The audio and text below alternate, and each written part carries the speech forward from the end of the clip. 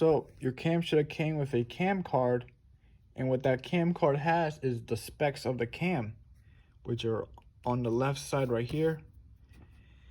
These are the specs on the cam that you're using when you're buying the cam. You can see lift, duration, lobe, and intake center line. And when you go to degree your cam, which degree means just checking these degrees of the cam, because these are all degrees on a wheel that I'll be showing you later.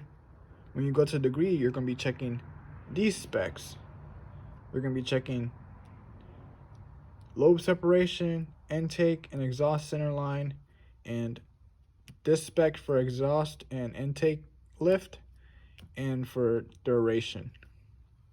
You're not checking these right here. You're going to be checking these, and lobe and intake center line and separation angle.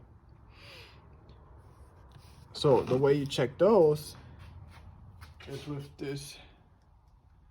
I'm using a Summit Racing degree cam kit. This is the one I've been talking about that has the dial indicator and the magnetic stand. Go ahead, open it up. Comes with instructions. I suggest that you just watch a YouTube video, not mine, because this isn't going to be a really good tutorial. There are some really good tutorials out there, how to degree a cam. There's even some to show you how to do it on a small block, but it's all really the same when it comes to a cam with a push rod V8. It's all really the same. Work the instructions out of the way. This is what I'm talking about. Those degrees that I'm talking about on that spec on the cam card are on this wheel. So those degrees you're going to be finding on this wheel right here. You mount this to the crank to check. You go your magnetic stand, your dial indicator. Now this one with some Summit, I don't really like, because it's just really hard to turn the face, and that causes the stand to move around and be out of spec. I don't really like it. But what you use to see what degree you're on this wheel, you have a little pointer. Now you can see mine, I already used it, a test fit. But you can bend this pointer around and put it wherever you want to. And what else you get is, if your heads are on, you get little springs to hold up your valves, and you get this piston stop that screws into the spark plug hole, so you can stop your piston at 50 thousandths. Talk about that later. And then you get these bushings that you use to mount your degree wheel to your crank, but I won't be using that either. So I'm only using these two. But what else you're going to be needing for this, for degreeing the cam, is deck bridge and a dial indicator. Of course, to find top dead center. And then the way I'll be mounting the degree wheel is I'll be using this. Even though I already have a crank socket, what this one lets you do is this nut right here, you can remove it, you can install the wheel, tighten the nut, and still be able to turn the crank without worrying about getting the crank bolt loose and it slipping out and having this wheel not spin with the crank or whatever. But this lets you spin the crank without worrying about any of that. And the check for lift and lobe separation, duration, and all the other specs, we're going to be using this Proform universal checker. So what this does is that it goes into the into the cam lobe. It rides the cam lobe. It goes into the bore, and you can tighten it up. It's universal. You can tighten it up to whatever size your cam bore, your lobe bore is, and your lifter bore, I mean. And you just put the dial indicator on top, and this moves up and down with the cam lobe and lets you read lift and check for all the other specs. So I'm going to show you how to install the degree wheel with this crank socket. So installing this crank socket is fairly simple. There is this set screw right here that you got to tighten up so there's no play. And I'll show you what I mean by that. So you just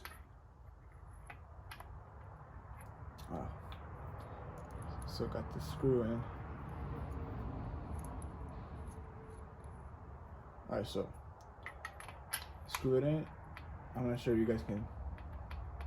There's just a little bit of play now that could affect your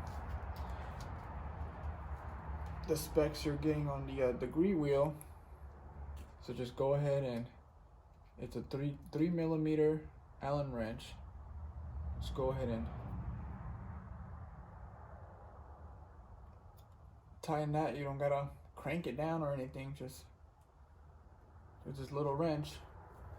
So you get your degree wheel, and it doesn't matter how it goes. It doesn't have to be straight up. It can be upside down. I prefer just straight up. Go ahead and install the nut. Hand tighten it. All right. That degree wheel won't be going anywhere when you're spinning the crank, because there's a half inch, you know, so you can install a half-inch socket. I mean, not socket, half-inch drive into the stud of the, I guess the stud of the socket. You can use that to spin the crank, and you won't have to worry about loosening the crank bolt and having this wheel come loose. So I've gone ahead and installed the pointer. I use an old timing cover bolt, and I have the pointer, I have it floating just a little bit off the wheel, so it doesn't go around and scrape the wheel and get stuck on the high spots. And or let's just say you're rotating the wheel, it gets stuck on a high spot. It could get stuck like that. It can get stuck like that and won't be reading correctly. So just want to make sure that you have it floating just a little bit, so it doesn't interfere with the wheel and get stuck at a different angle than you want it. Okay, so on this piece of paper, I've written down all the specs that I'll be looking for today. Intake, exhaust duration, lobe separation, intake center line. I'm also going to be looking for exhaust center line, but that on the cam card it's not stated. But to find lobe separation, we got to find intake and exhaust center line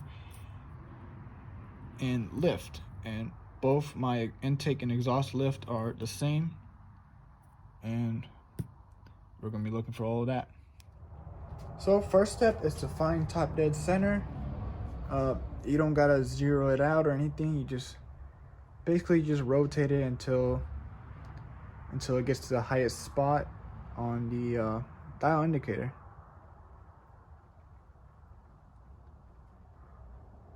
Looks like it's 71. I'm gonna go back. All right, so that's top dead center. So that's the first step you gotta do. All right, so what we're doing now is looking for true top dead center, which true top dead center is top dead center in correlation with the camshaft timing. And to find that, we gotta go we gotta go clockwise and counterclockwise 50 thousandths in correlation to top dead center on what we just found on the piston. So you go ahead and zero out your dial indicator, and we're gonna go clockwise until we get to 50 thousandths. And we're gonna go ahead on the degree wheel, mark down the number that we get at 50 thousandths. And we're gonna do that clockwise and then counterclockwise.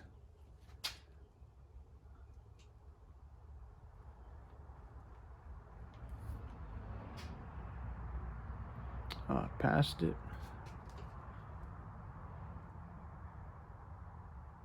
You always gotta go back a little bit and then go forwards, just in case there's some timing chain slack. Even though it's a new timing chain, it's always good to practice. So I'm gonna just go ahead and smack my breaker bar with using the extension. Just smack it so it'll slowly move the crank.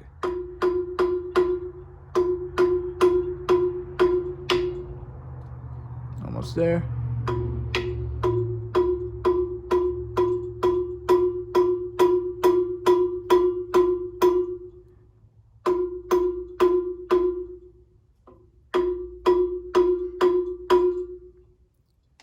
All right, there we go. So, gonna go ahead, look at the number I'm getting on my pointer.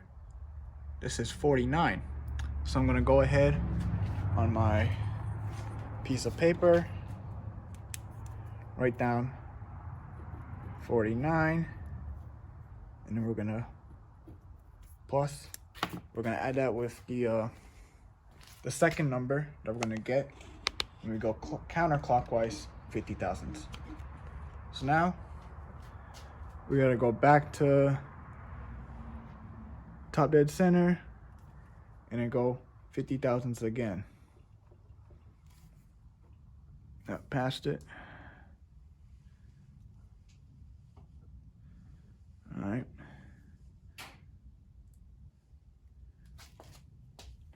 I'm always gonna need to smack it again.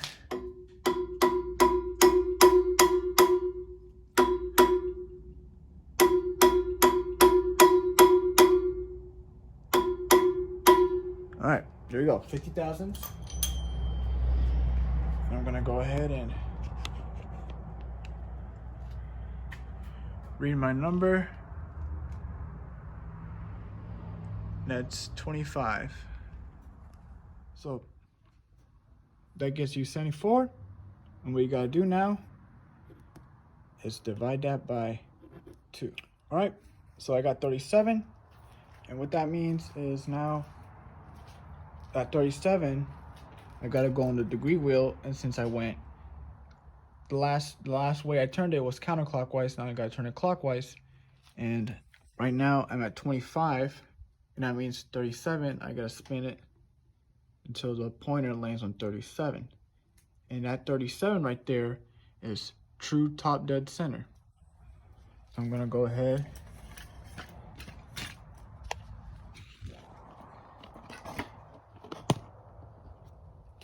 and just spin it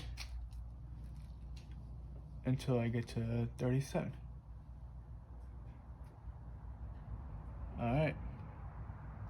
Wait, no, that's the...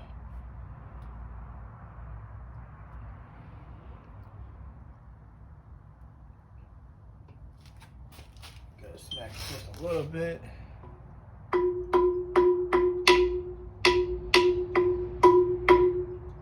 All right, 37. So that right there is true top dead center. And now what you can do is go ahead and loosen up this nut and spin the wheel until you line up 0 with the pointer.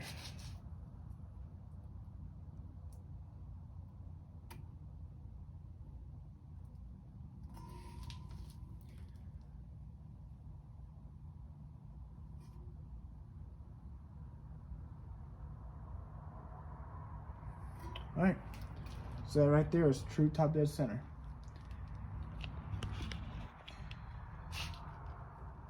Line it up at 0, And now we don't need the dial indicator anymore. I mean deck bridge.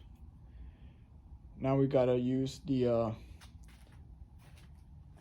universal cam tool. I'm gonna show you guys how to set that up. All right, so the way this works is that there are two little ends. There's one for a roller cam, which is this, and there's one for a flat tappet, which is up here. You can screw them out and exchange them. So the way this is universal is that this part right here that goes into the lifter bore expands. So the way it expands is you just twist it. And it expands and it fits into whatever lifter bore size you need. You see? So it can basically work on any push rod engine. V6, V8, V12, whatever. And your dial indicator will go into this little hole right here. And this little rod comes out, goes on the cam lobe, and the cam lobe pushes it up and down, which in return pushes the dial indicator as well.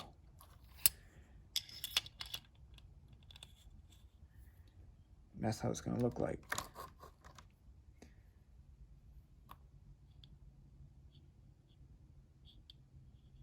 We're going to use that to find lift, lobe separation, and duration.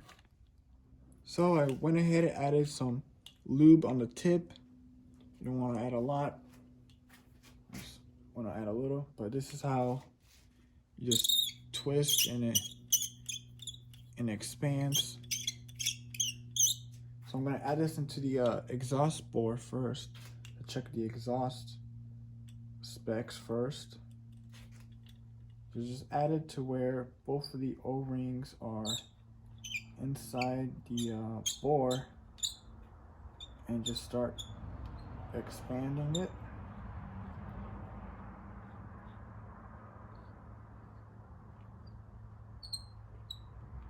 Those little O-rings is what's going to be holding it tight.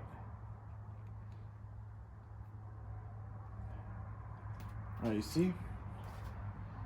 Now it's just floating there. And we don't gotta worry about this yet, because first we're gonna find base circle. So what base circle is that part of the cam that's underneath the lobe that it's basically just neutral. It's zero, and that's what we're gonna be looking for. That's where we're gonna zero out the gauge. We're gonna look for that part that's under the lobe. So the way we find that is basically just turn the crank until the lobe until the dial indicator just stops spinning.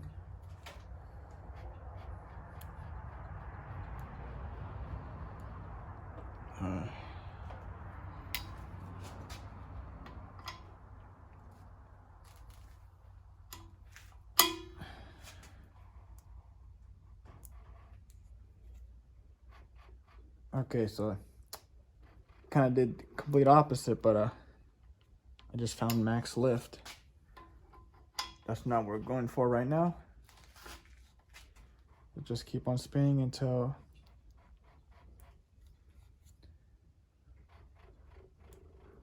it just stops spinning.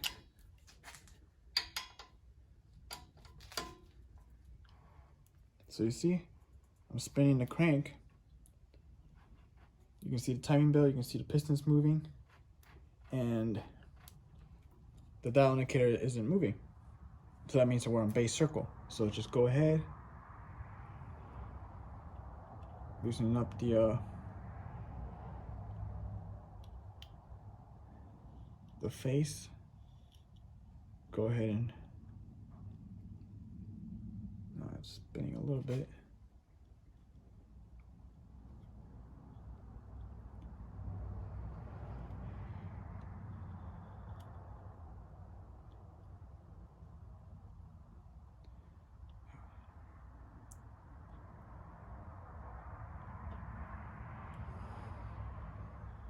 there is a little set screw that you can tighten up so you can lock in the dial indicator. All right, so from 0, we're gonna go ahead and just twist it. And what I'm looking for right now is max lift of the exhaust. And for mine, it's gonna be 0.35. And the way you find 0.35 is the needle spins past 0 3 times and stops at 50 thousandths. So right now it's at 50 thousandths. 1, 2,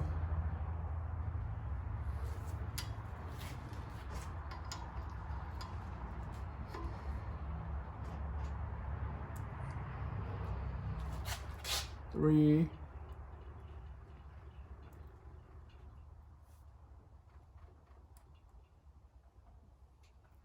I'm not sure you guys see that, but it's about to be at 3.5.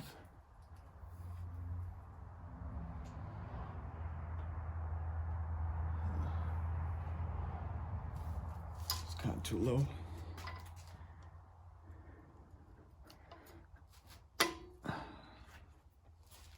I'm gonna go ahead and just start smacking it.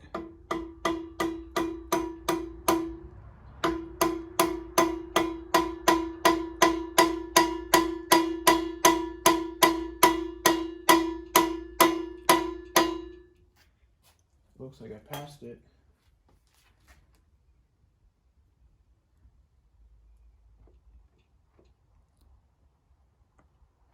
All right. There we go.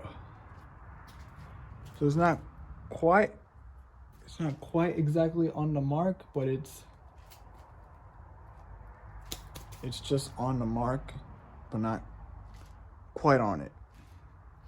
Just off by a hair.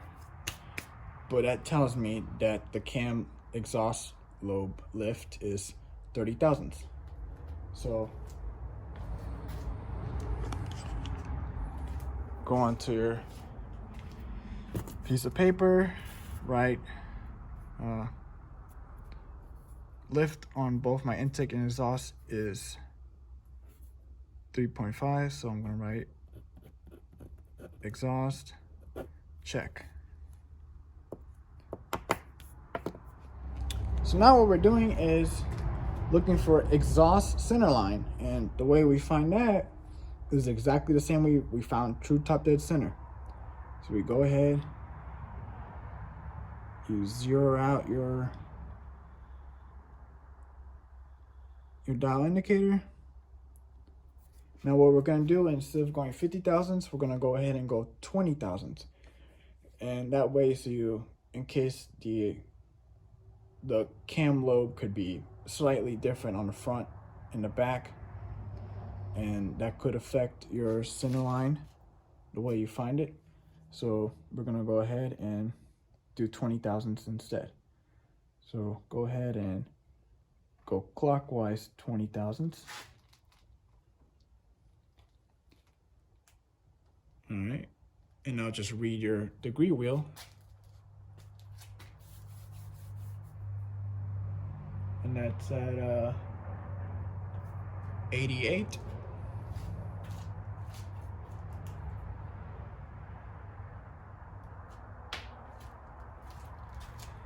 Now I'm gonna go back counterclockwise 20 thousandths again. I passed it.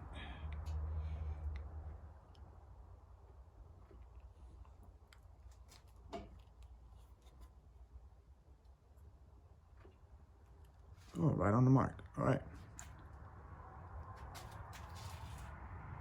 So now I'm getting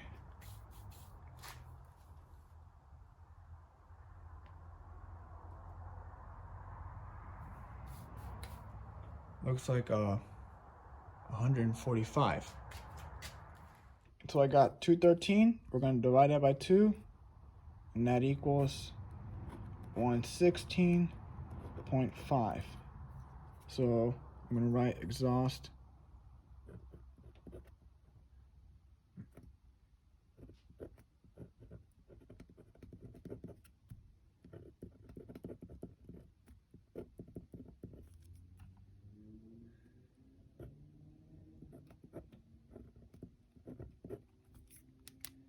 So now we're gonna go ahead and find intake lift and intake centerline. And it's basically the exact same way we found exhaust. So I went ahead and found intake lobe lift. It's a little bit over 50. So go ahead, write on my piece of paper, lift 350, check. So those specs are 100% correct and don't have to check lift ever again. Now I'm gonna go ahead and zero out that gauge and go back 20 thou and go forward 20 thou. All right, so that's what I ended up getting. Ended up getting 105 and a half, but my center line should be 108. I really got no problem with that because that means that the intake center line, that really just affects where the torque is being made. So so let's just say like a 112 intake center line would make torque higher and higher RPMs, and a 105 will make him a little lower. And I was actually wanting to advance the cam, but it seems like it's already advanced for me, so I don't really gotta worry about that. So the way you get lobe separation is you take your exhaust and intake center line,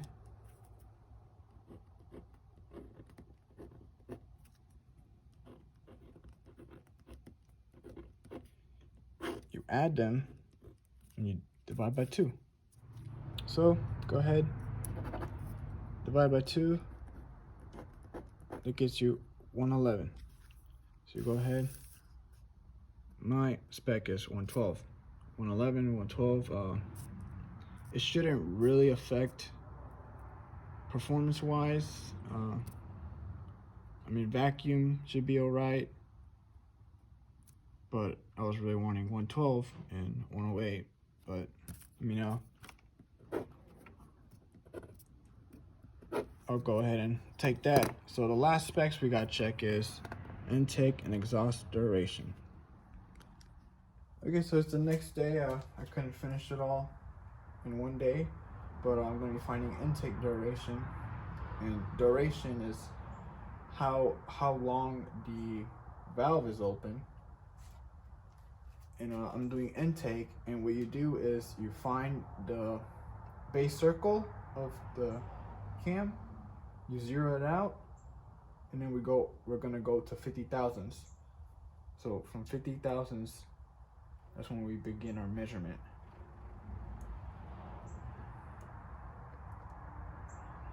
That's on my 50 thousandths, and I'm gonna check the number that's on this wheel,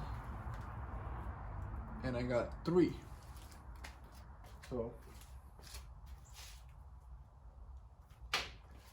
write down 3 on your piece of paper, and we're gonna continue. We're gonna go full lift and then back down, full lift, but we're gonna stop at 50 thousandths. So we're only gonna go 3 full rotations from full lift. So once I reach 3.5, I'm gonna go back 3.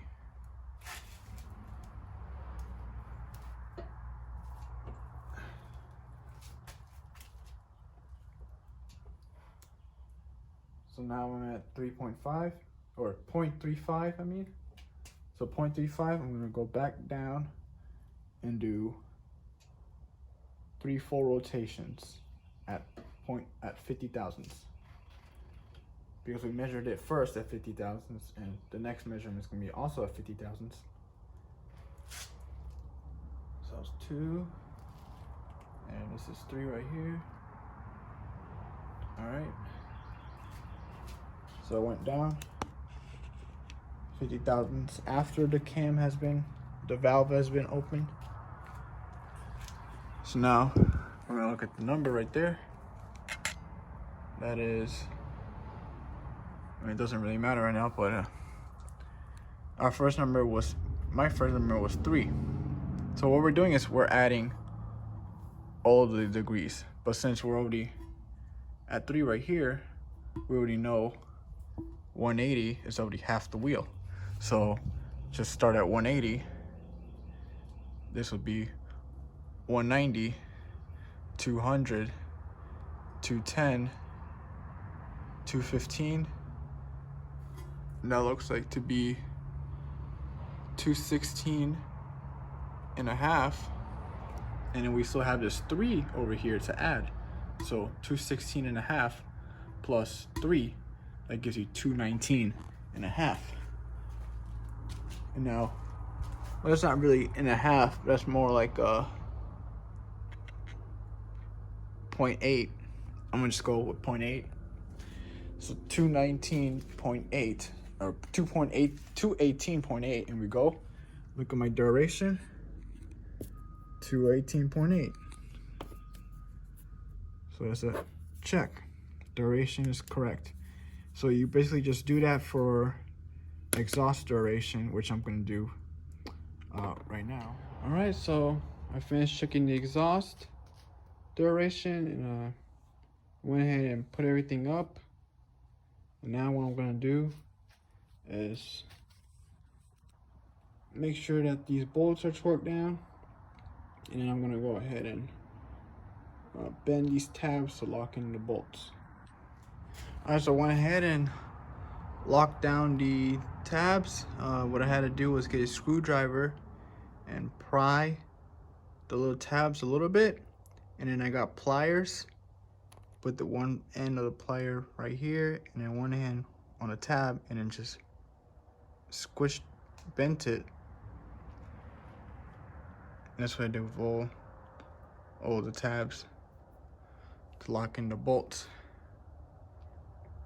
Now what I'm gonna do is add a little bit of lube to the bearing on the cam button. So yeah, that's all there really is to degreeing a cam. It's that simple.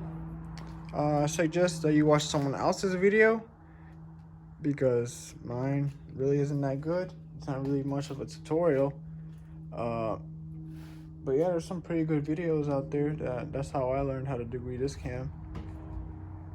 The head update is coming pretty soon. I have the heads in the machine shop. They're being resurfaced. They're gasket matched with the intake I'll be using, and that should be coming pretty soon, maybe by a week, by the end of the week hopefully, or maybe mid-October. I just don't really know because the guy's pretty busy. He's a one-man team and he has a big shop with a lot of engines. So you know, I can't really tell you by when it'll be ready. But yeah, if you have any comments, any questions, anything you want to say, just drop them down in the description, and I'll reply back. And if you enjoyed the video, drop a like if you want. You don't have to. And see ya.